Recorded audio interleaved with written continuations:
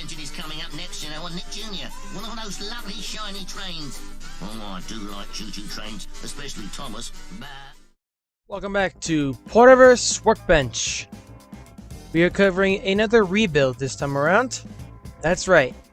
Thomas, the tank engine, has been completely redone.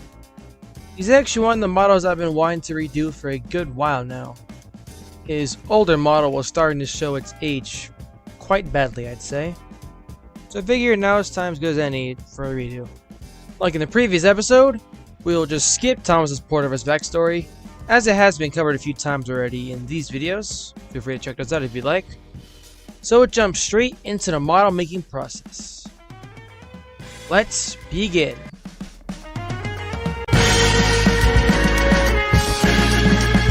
My original Thomas model was made using a body shell designed by the LBSC Thomas on Twitter. It was designed to fit on the newer Hornby Terrier chassis. At the time making the model, I only had the older style Hornby / Dappled chassis, so I made do and had to cut part of the body to make it fit.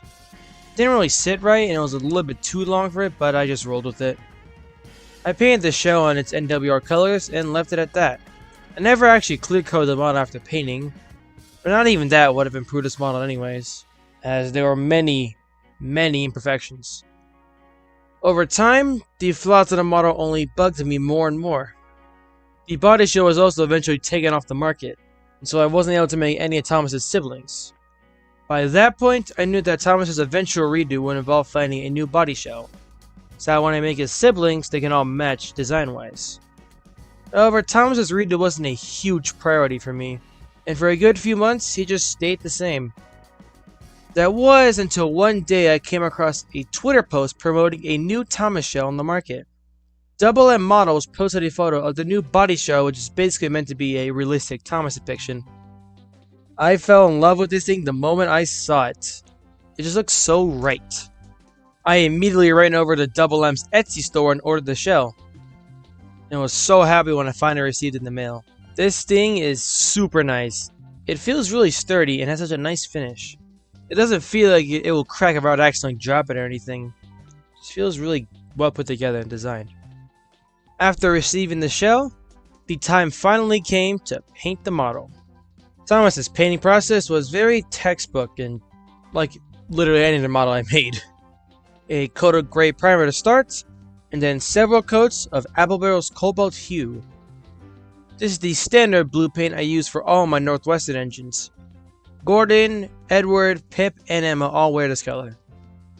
After a few coats of the blue, I then did the cleanup work in black, and I painted all the necessary parts, like the smoke box and running board, in black. I opted to paint the back part of Thomas's cab black, as I feel like it wouldn't make sense to have it blue, as any cold suit would just make it dirty and look black anyways. And also I feel like it just makes it stand out a little more. Looks really nice, I'd say. Gives that a little bit more of an industrial feel to it. Following that was the lining. I used a toothpick with Applebarrel's red paint and made out the lines using the riveting as a guide. The rivets were actually surprisingly helpful and make sure the lining was super straight, and I'd say it turned out pretty good. And this process was also used to make out the boiler banding, splasher lining, and the running board sides. I then made out various details in gold and silver. Following that was the clear coat. And only after a couple of days of work on the model too. Super fast process. The clear coating, however, was surprisingly difficult to finish. Not because it's actually hard to spray or anything, but because after I finished the model, it began to rain pretty much every single day for the next almost 3 weeks. And on the days where it didn't rain, it was just way too humid outside. As if you clear coat something in a humid day, the humidity will cause the clear coat to fog up, looking like frost. See my Goober Thomas model, how the roof doesn't look like right or anything. It looks kind of frosty looking. So I had to wait for a hot and dry day to arrive. And at last, after a long time waiting, that day finally came. And I immediately ran outside with the shell and clear coated it at last. After a full day of drying inside next to a giant fan, Thomas was officially done. Yatta! I am really happy with how it turned out. He just looks so right now. The more squat and compact look of the Double M body shell really embodies the style of my AU, I feel. I love this thing. This feels so right to have him in my collection again. And I highly, highly recommend buying this shell for your Thomas model, or just to have as in the shunting engine. It's just so nice looking, it's just so fun to have. Double M Models Etsy store will be linked in the description for those interested. They also have a lot of other engine shells and other prints, which I highly recommend checking out. They're really nice looking. I suppose while I'm here, I should give some updates in regards to the channel's upcoming content. Railways of the Porterverse has been dormant for a few months now, and I do apologize for that.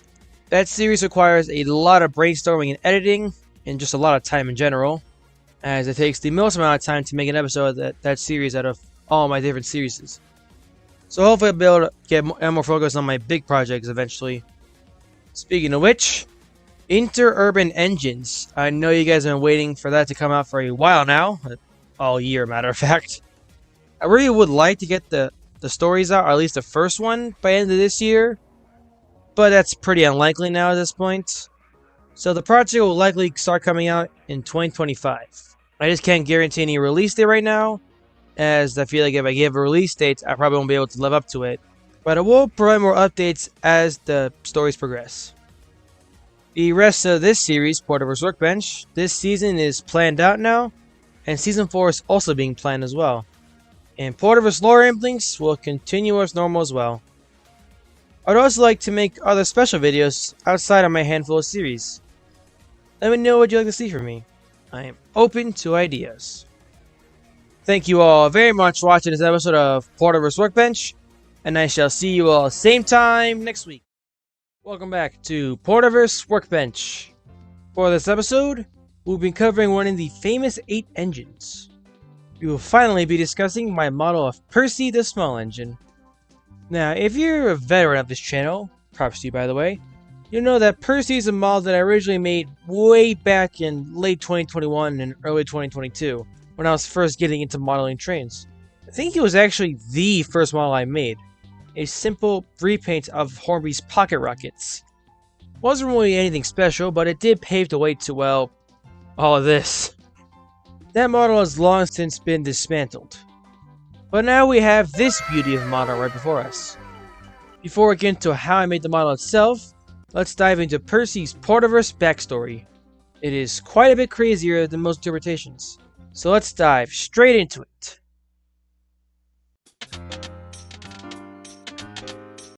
The year is 1926. A handful of engines roamed the Northwestern Railway. For a good while at this point, there was no official pilot engine for Knapford Station, the Northwestern's terminus. The tender engines were to shunt their own trains for the main line, and the majority of them did not like that. Tensions rose over the passing weeks, and eventually a world first would happen. Thursday, June 10th, 1926, marked the beginning of the world's first ever locomotive strike. A group of mostly tender engines formed a pack, refusing to pull their trains unless a tank engine was made station pilot at Knapford. This was basically a Civil War type of event. It was like, whose side are you on and shit. The tender engine side, commonly referred to as Team Tender, consisted of Henry, Gordon, James, Emily, 98462, 87546, and Red Dragon. The ones not on strike were simply called Team Tank, and consisted of Thomas, Edward, Molly, Bluebell, and all the other tank engines and other engines on Sodor at the time. Team Tank simply carried on their duties as per usual, while Team Tender sulked in the sheds on strike. This pretty much went on for more than 2 weeks, with most of the trains not running at all, before Sir Tom Hatt grew fed up with this and put forth a new plan. You're probably wondering, how does Percy fit into all of this? Well, it's pretty simple. Tom knew a new engine would be needed solely to be station pilots in order for the strike to end, and that eventually demand would rise eventually for one to be needed. And so he figured now would be a perfect time to have Crowman's Gate Locomotive Works draw up plans for a new custom-built shunting engine. What did the works come up with? They came up with an 040 ST with design cues from many builders like Kitson, Avonside, Peckett, and more. This engine will become the railway's official 6th engine, and was named Percy. Percy will enter service in mid-July, and the strike will effectively end upon his arrival. Percy will continue as Knapford station pilot for 29 years. In 1955, Percy left to help restore Teignmouth Harbor on Thomas's branch line, while Duck took over his work. Eventually, Percy will become an official member of Thomas's branch line once the construction was finished. Over the years, Percy would go through loads of hijinks, including racing a freaking helicopter, braving floods with full passenger trains, falling off a quayside, scaring Thomas while covered in lime, getting a bike caught in his train, surviving a mine collapse and being buried under a canvas wall by an avalanche, ramming through a giant chocolate factory, getting stuck in the snow countless times, getting into countless other accidents, and so much more. If you couldn't already, Percy has had quite the life, and he's still around to this very day.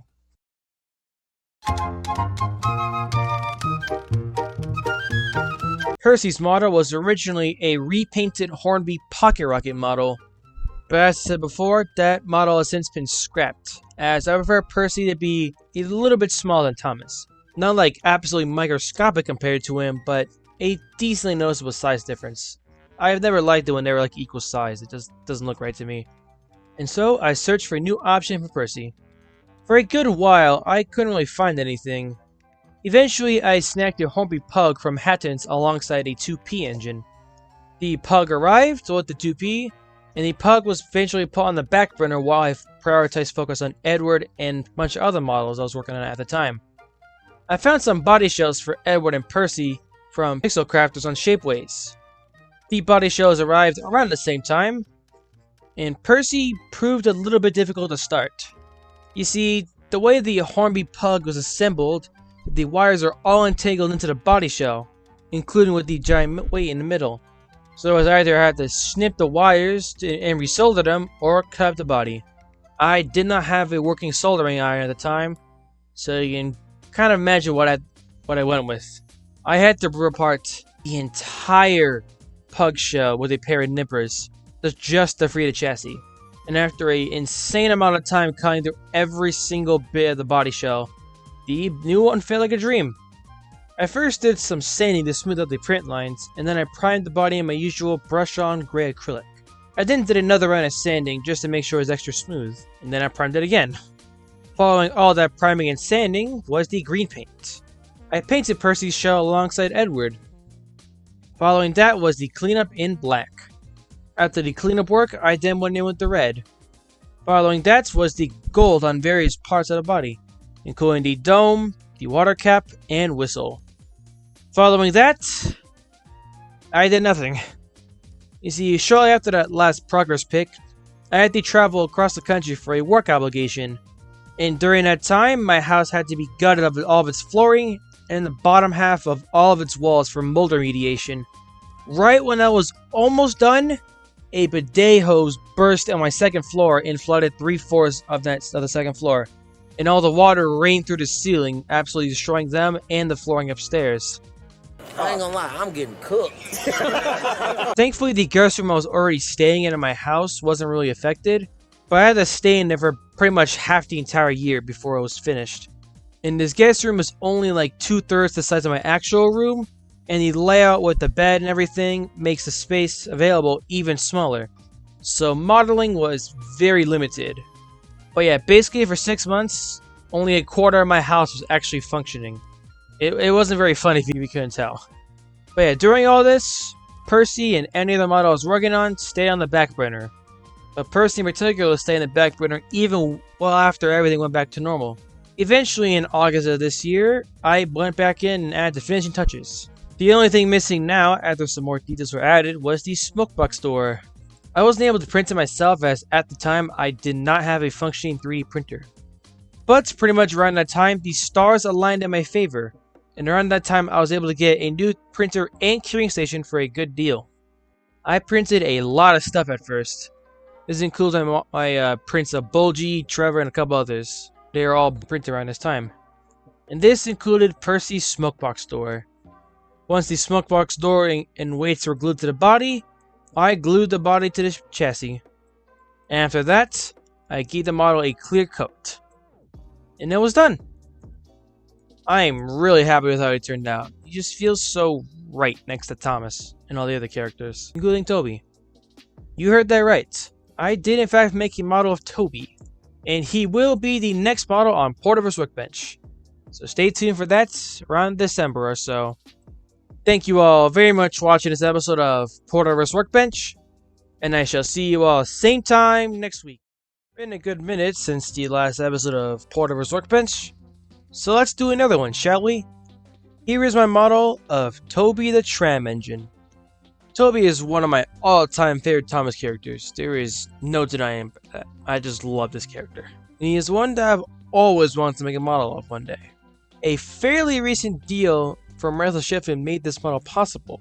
Before we get into that, let's dive into Toby's Porterverse backstory. It is quite a bit different from the official canon and most of the headcanons I've seen. So let's just jump in right at the beginning. Here we go.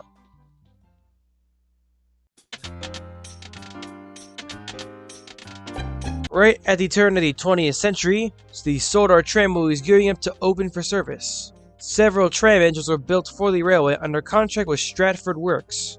They were based on their C-53, later reclassified as J-70, tram engines. One of these was in fact Toby. Toby worked the line from Callan to Arsdale for many years, and survived well into Northwestern Railway ownership following grouping. By 1948, British Railways was formed, and the Northwestern Railway-owned tramway was amalgamated into the national network. British Railways saw to it that costs were minimized and profits were maximized. And so, they took the 3 engines running the tramway and figured they can just have all the traffic effort for the price of 1 engine. And so, they relocated all 3 of those tram engines and replaced them with the L1 known as Sigrid.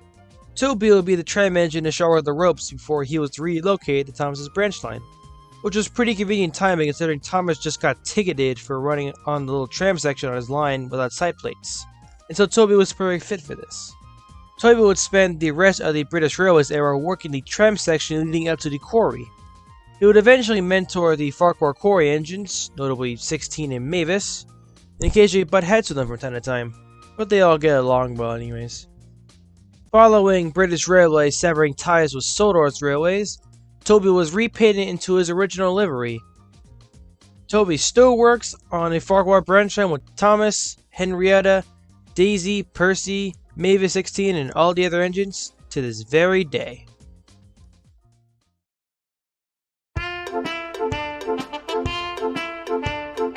To quote the Unlucky Tug, Toby is the easiest model ever. He is literally just Rapido's J70 model repainted into his colors. I knew from the beginning of my model making journey that Toby was to be made with Rapido's model one way or the other. As the Bachman model, it's good for TV series models, but it just doesn't really fit the bill for my more realistic style of modeling. At the very least, I was willing to settle on a 3D print body shell, but Shape Waste has since gone under, so that was off the table. Thankfully around this time I was contemplating how to make Toby. Rails of Sheffield had the tram pack, which has the J70 tram, and 2 coaches on sale for an insanely good deal. And I started work on Toby the moment the pack arrived. Now, normally, I prime all my bodies with brush-on gray acrylic, or at least a white spray acrylic. However, for this model, given the very small wood paneling details, I determined that adding multiple layers of paints would end up caking up and losing all that detail. And so I just outright skipped priming the main woodwork of the body. And so I applied the chocolate brown color directly onto the body as it was, this being the chocolate bar color from Apple Barrel. And I applied this new color with a very small brush, making sure the coats were as thin as possible. After this, I did the trim work. This was done with toothpicks and very small amounts of Apple Barrel's warm buff. Around this time in the process, I also started work on Henrietta. She's just a repaint of her Bachman model, just nothing too special about it. But you'll see a lot of the pictures overlap for them. I then painted Toby's side plates in Apple Barrel Cobalt Hue. At one point, I made the buffers silver, as they were just regular shiny metal, I believe. I didn't really like how either of those looked, so I opted to paint the buffers black. After that, I did the number 7s. This was just Apple Barrel yellow color and very small toothpicks. I then made the dumbest mistake in terms of modeling on this model.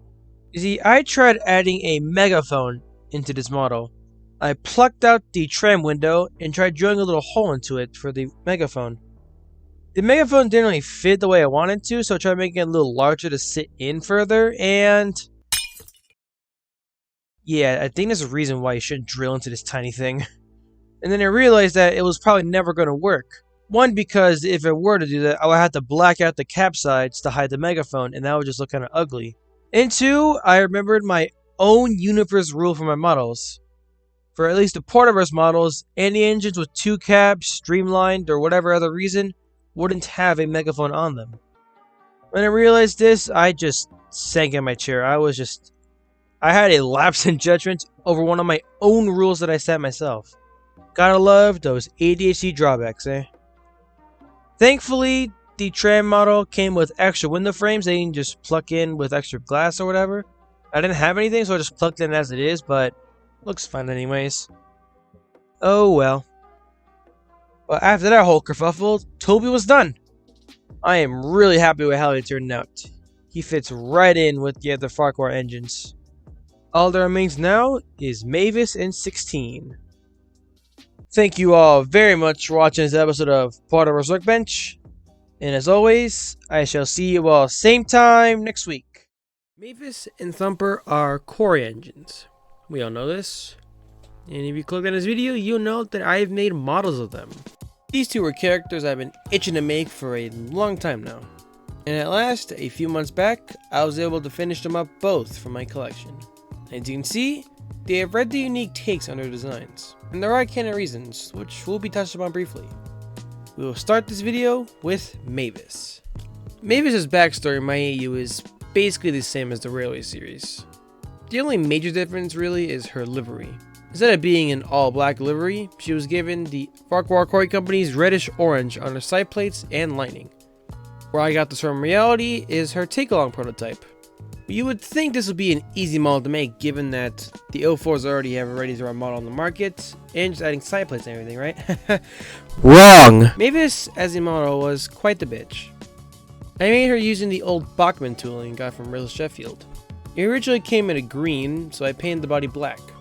And then some other details like the yellow front, cab lining, and even cab interior. The important parts were the real pain in the ass on this model, and that were the side plates and cow catchers. I eventually landed on using Jamos Trainos 3D print files on Thingiverse.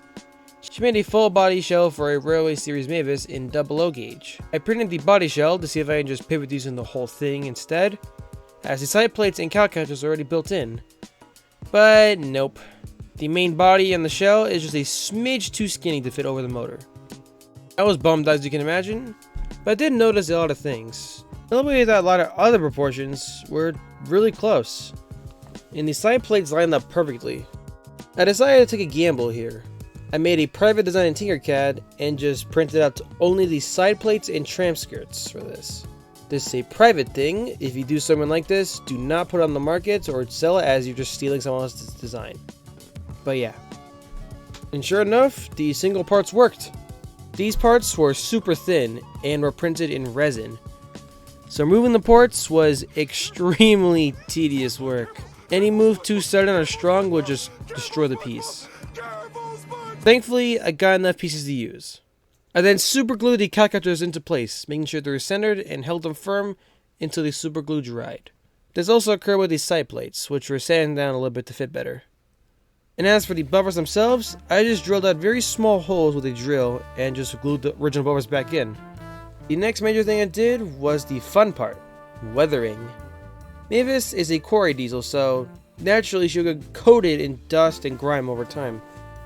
So I dry brushed a beige acrylic all over the model to give off this like dust streak effect, and also just general wear. And dry brushing is honestly really fun, even with any random color. And it works out really well if you're able to do it just right, you know? You use very little paint. After that, I spray painted the body in a clear coat, and Mavis was done. Now on to Thumper. Thumper I've already touched upon his backstory in an AU lore rimming video from a few months ago. I was mostly focused on his model. He was actually fairly easy to make. He was largely inspired by the Sludge Tenders model, which is absolutely stunning. I love it. He used a tank for his base model and added some other bits. so I figured I can use the same method. Instead, I used a British World War II tank model instead of a Russian one like he did. Although I did use the same tractor top kit though. I then used random bits and bobs I had lying around from all projects, and then formed the key components. The drills were designed by myself in Tinkercad with some preset shapes, and I 3D printed them in resin. It was a bit of trial and error, but I'm pretty happy with the outcome. At one point, I almost made him a single drill, but I figured that would be the whole purpose of this model being Thumper, so I made sure to add 2 of them. They're technically not pistons like in the actual TV series episode, but it looks good enough. So you notice that some of my main livery liberties are the yellow front and the black cab. These are intentional, but mostly they add some color distinction and variation. I then dry brushed the hell out of Thumper in beige like with Mavis, and then clear coated him. After that, Thumper was done. I am really happy with these models, especially Thumper. My childhood oak Glubshido is now in my model collection. This is just so cool, you know? Thumper's like the Glubshido ever. Thank you all very much for watching, and I will see you all same time next week. It is time to shine some light on one of my custom models once again. This time we'll be focusing on a character we all know and love, Rosie. Rosie is kind of a breakout character from Thomas, or at least almost was. She was planned for pretty big things following her redesign in season 21. That was until Mattel stepped in and changed up the entire trajectory of the series. In the end, she only got a single spotlight episode after this about dealing with relationships. Oh, brother, this guy stinks! Despite this little stain on her legacy, Rosie has become a fan favorite among many, myself included. She has her own backstory in my AU, which I'll briefly touch upon before discussing the modeling process. So without further ado, let's begin.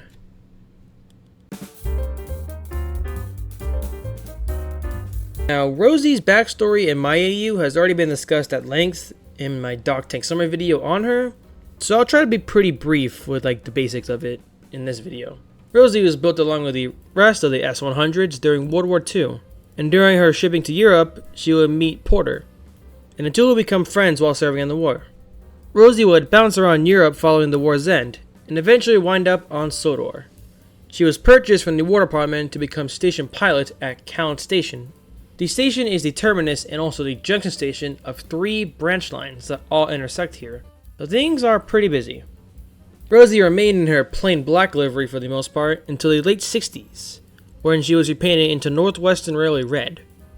Following this, she periodically travels down to Knapford Harbor to assist during high seasons.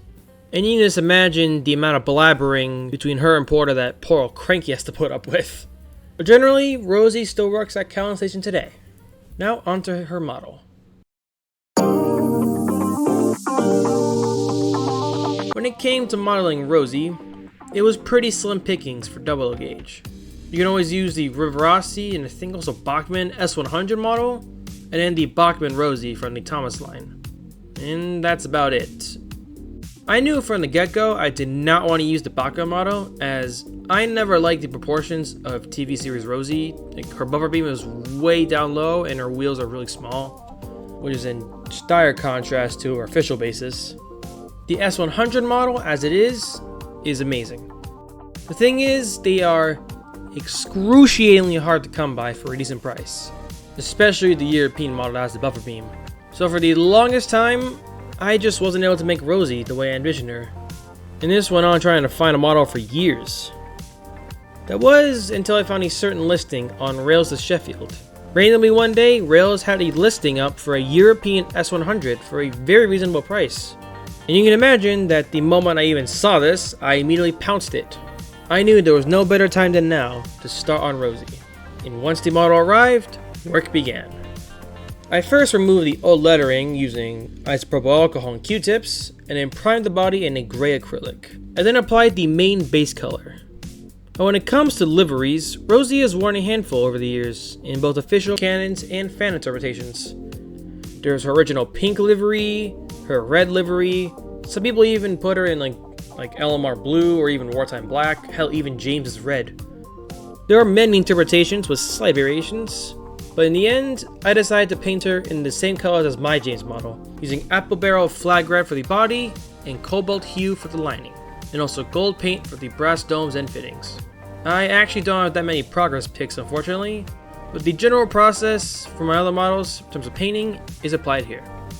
Now I have a list of all my Northwestern engines in numerical order, and Rosie happened to get number 18.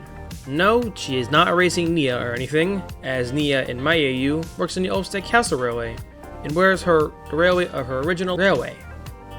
Rosie being number 18 here is just a big coincidence, I guess. That was unintentional. I actually didn't notice the recording now. After finishing the painting process, I fitted her Tug's megaphone in her cab. For those new to the channel, I like to style my solar engines similarly to engines seen in Tugs, complete with megaphones poking out of the cab for shouting at each other. I then clear coated the body with a matte finish, and then screwed it back onto the chassis. Just like that, Rosie was done. There are a few imperfections here and there on the model, but I am happy with her regardless. I'm just glad to have Rosie in all my collection. I just like making tank engines, they're all just so cool, you know? In terms of future videos, series like Porterverse Workbench and Porterverse OCs will continue as always, along with some other standalone videos. But I am thinking about expanding my horizons in the future a bit to make a big retrospective series. It will not be a Thomas retrospective, as users like the Unlucky Tuck have glorious ongoing retrospectives at the moment. No, it'll be on LEGO Ninjago Masters of Spinjitzu. I grew up on this series and I've loved it since. And it's been a good while since I last watched it. I've been wanting to get back into it. However, I'm only gonna do it if there's enough interest in me doing so, as some videos I've done that outside of Thomas have kind of flopped. So if there is interest for it, I'll put it into production as soon as possible and get it out when it's ready. And if it does move forward, I'll make an entry for every single season, the Day the Departed special, the Ninjago movie, and even Dragon's Rising. Let me know what you all think. And with that, all my current updates have been shared, so I'll just get into the outro. Thank you all very much for watching this episode of Porterverse Workbench, and I'll see you all same time next week. Today on Porterverse Workbench, we will be focusing on a character that everyone loves, Boco. Despite disappearing into the void after season 5 or so, Boco is one of the most popular characters from Thomas. At least within the fandom. All the countless memes, references, etc. Boco is to the Thomas fandom what Peter is to Deadpool. Holy shit. That's fucking Boco! We love Boco, so I knew I had to make him. However, there was a small problem. The Class 28, Boco's basis, hasn't been produced in 00 scale since the 1960s, and are pretty scarce.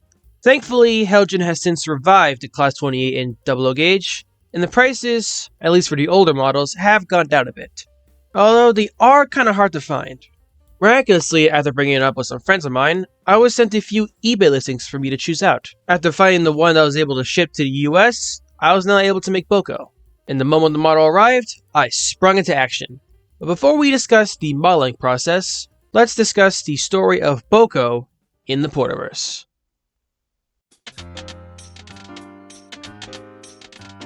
Boco's origins are fairly similar to the Railway series. He is indeed D5702 and was built with the rest of his siblings. However, the way he wound up on Sodor is a little different. D5702 was modified slightly by his crew in 1964. This little change managed to make quite an impact, and he was eventually sent to the 1964 World's Fair, which was held on Sodor. The engine was on display for what would become the Ulfstead Castle Railway grounds for several weeks. Eventually, British Railways forgot about him, and he stayed on the island. D5702 was quietly transferred to the Northwestern region, and was eventually assigned to the Brendan branch line. D5702, having recently renamed himself Boco, had his run-ins with the Clay twins Bill and Ben, and eventually began forming his friendship with Edward. Boco took on all of Edward's duties following his exploit in the 1960s, which ripped apart his sides, as we all know. And Boco managed to adjust very well. When Edward returned, Boco was assigned to majority goods work on the branch, and runs from Knapford to Brendam all day. He remained in his BR green livery until the Northwestern British Rail split. Following the mass injury page during this time, Boco chose Northwestern green, and that was what he received, completed with this Northwestern number D2 on his sides, although chronologically he would be number 20. Boco has since had his engine replaced with a new custom design that increases performance exponentially, and is a big factor in why he's still in active service to this very day, happily working on the Brandon branch line. Boco was a surprisingly easy model. The Hornby Double model I happened to purchase ran beautifully, and the body is held on by a singular large screw, and once removed, the body comes off just like that. And it's all die-cast. This thing's a brick, I love it.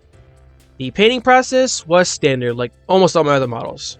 Primer coat followed by several coats of Northwestern green. After about 4 coats or so to ensure evenness, I went on to other colors. I intentionally left some space on the front unpainted for the yellow fronts, as are common with Class 28s. I would later change this and go a different route, and paint only the door things, I don't know what they're called, but I'll paint those yellow on both sides. I feel like this gives a more unique take on the yellow hazards on the fronts, as opposed to the regular rectangle or the all yellow front. I did know from the start the all yellow front was a no for me. I don't really like it. I then painted the buffer beams and running board sides red. But following that was the darker gray in areas of the grills, etc. I opted for the apple barrel's pewter gray, as it is just dark enough gray to give some more distinction and contrast with the lighter gray on the roof. I then went over the edges of the windows and grills with gold Sharpie. I then did some silver Sharpie on the handrails, and painted a tiny little red stripe along the border of the roof on the sides. I consider this the happy middle ground between doing lining all over and no lining at all. Gives it just enough color. The last detail I added were the numbers on the sides. Using very thin white paint and toothpicks, I carefully wrote out D2 on each side. This was followed by loads of touch-ups of green to ensure the numbers were legible and even. Following that was my standard matte clear coat, and after reinserting the window pieces and screwing the body back on, Boco was done.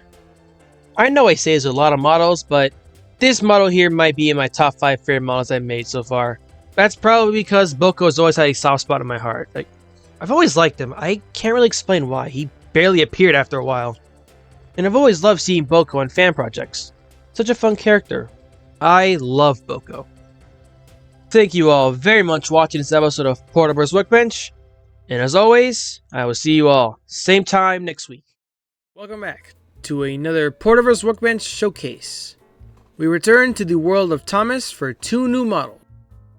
Well, new in air quotes, as both of these models were finished 2 years ago. Yeah, no, it's taking me a long time to get to them. And they are Terrence and Birdie.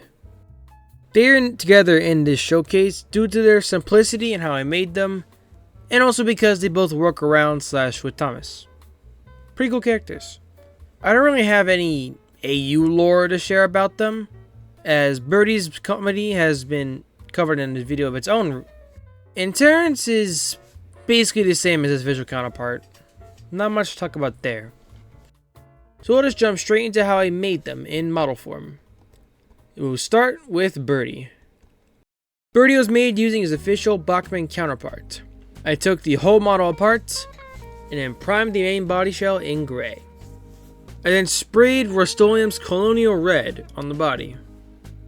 I personally found this to be too dull of a color for Birdie, as he's more of a fun and bright character, and also have a more colorful appearance. I also just like how he looks in the Galen era and later seasons with a bright red livery.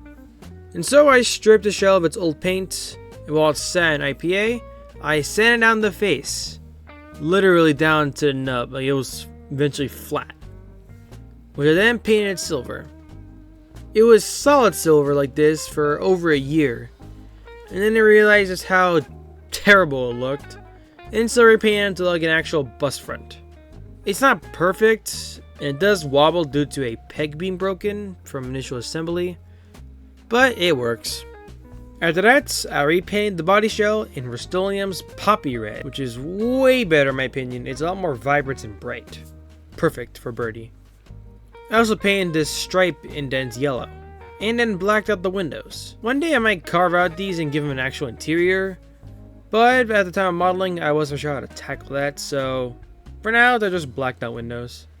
And somehow in the process I also lost the screws that held Birdie together, so he is able to take apart very easily, but at least the body can hold itself together somewhat. But after a quick reassembly, Birdie was done. I really like how he came out, but I would like to update him at some point. Notably, give him actual windows and interior, and an actual grille front piece that's maybe 3D printed. But at the end of the day, I'm still pretty happy with him. Can't go wrong with Birdie, you know? Now on to, in my opinion, the more interesting model to talk about, Terrence. Terrence is the easiest model ever, and that is not an exaggeration. He actually was. He was so easy to make that I don't have any progress pics of him. Terrence was made using a wicking tractor model I found on eBay. When I first saw this, I knew I had a gem in my hands, as the model itself was already orange and looked pretty much just like him. I'm not kidding, this was a rare find. Once I had the model, all I did was just use an orange paint pen and a black paint pen, and I just painted the front grille black and a couple of bits in orange. And that was it.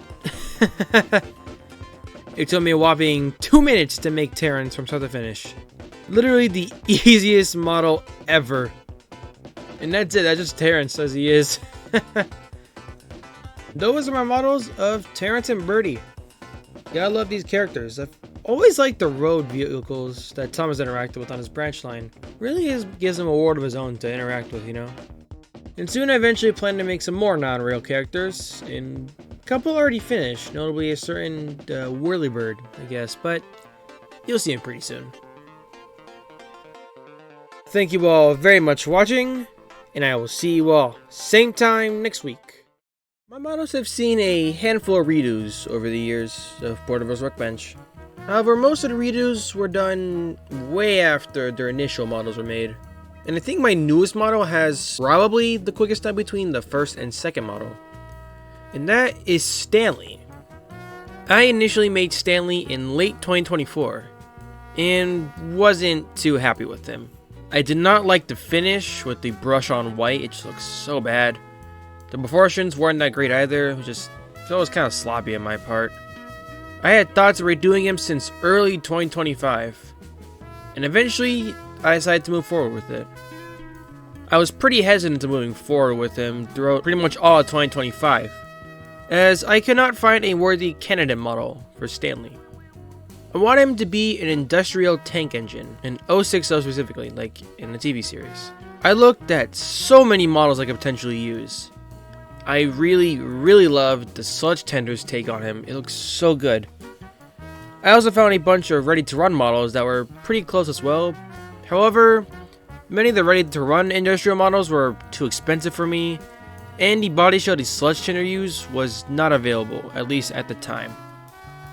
This was around the time that Bachman Stanley popped up on Amazon. I was able to get my hands on one pretty soon. This was shortly after Christmas, and I decided to use some of that Christmas money to get one.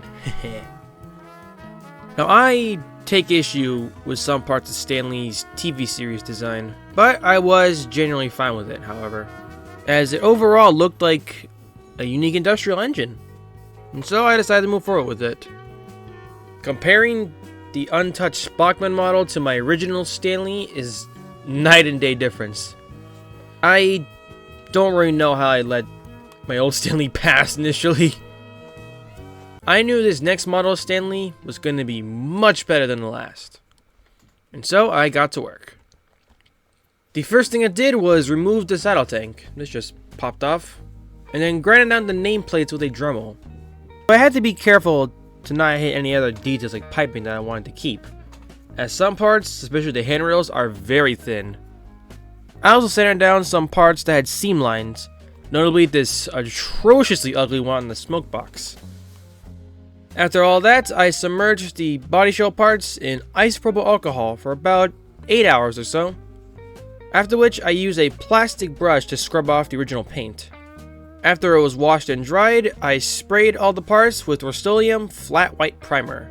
This also acted as the main livery color. 2 birds with 1 stone. I then brush painted the roof and smoke box black. Next, I painted the window frames and door pieces red. Various bits all over the model are painted in silver, like the handrails and pipes, and also the funnel. I feel like the silver funnel is a unique Stanley touch. Although I might add a gold cap to it later, but I'm not sure of that yet. I salvaged the smoke box door from my original Stanley model for this new one. I had to do a little bit of sanding on the door, and I have yet to fill in the gap here, but it's all painted black inside and isn't that noticeable, so after that, I struggled to find what else to do with this model to make it stand out more.